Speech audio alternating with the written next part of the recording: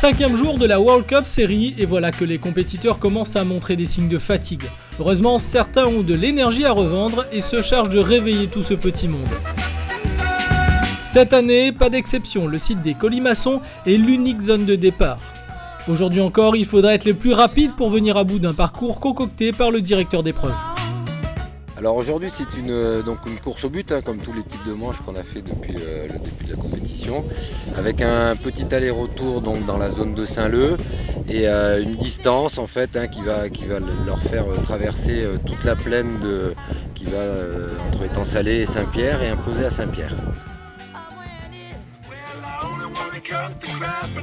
Et pendant que Lucas Bernardin, leader au général, se prépare pour cette course qui s'annonce sportive par la force des vents, quelque part sur la plage, sa femme et ses enfants profitent du beau temps. Car cette année, le champion, comme beaucoup de compétiteurs, est venu en famille. C'est l'occasion de venir se balader, profiter de l'île et puis en même temps j'en profite pour faire la compétition. Donc on allie le plaisir au plaisir. Le parapente, c'est aussi ça, l'occasion de faire un peu de tourisme entre deux épreuves. Pour les organisateurs, la promotion de l'île est même le principal objectif de cette manifestation. Chaque année, l'événement sportif attire des compétiteurs métropolitains et étrangers. La plupart découvrent l'île pour la première fois, une aubaine pour un développement touristique.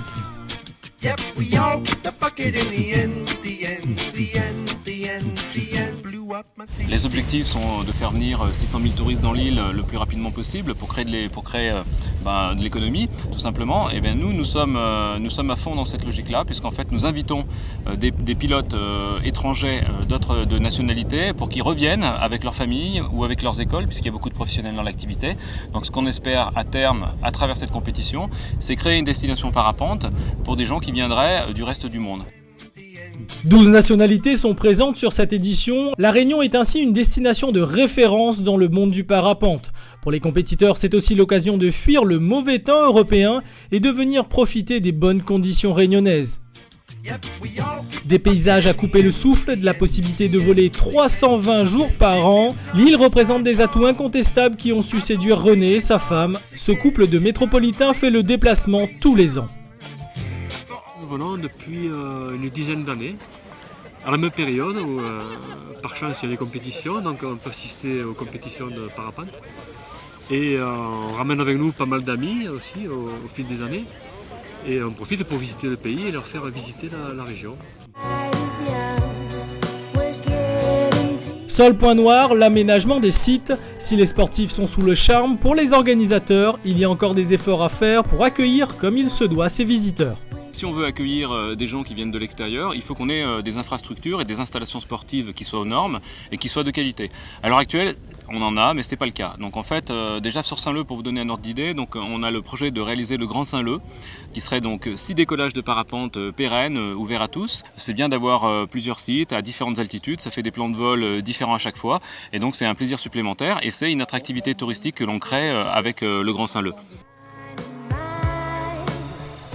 Mais pas d'inquiétude, si les sportifs ne peuvent pas voler, il y a toujours quelque chose à faire. À l'ombre d'un fil à eau ou au fil de l'eau, les loisirs ne manquent pas pour les parapentistes désœuvrés.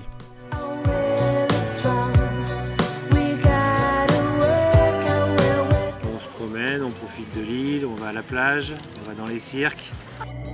Alors que certains, éliminés plus tôt, font la sieste toute l'après-midi, dans les airs, une compétition acharnée vient de s'achever.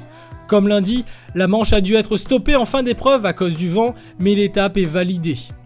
Les vainqueurs du jour sont Julien Witz en première position, suivi de Lucas Bernardin qui a retrouvé sa femme et ses enfants pour l'occasion. L'Espagnol Xevi Bonnet décroche la 3e place. Chez les femmes, c'est Seiko Furukawa qui l'emporte. Bientôt, cette World Cup Series se termine. Rares sont les rendez-vous sportifs où on apprécie autant la fin que le début de l'événement.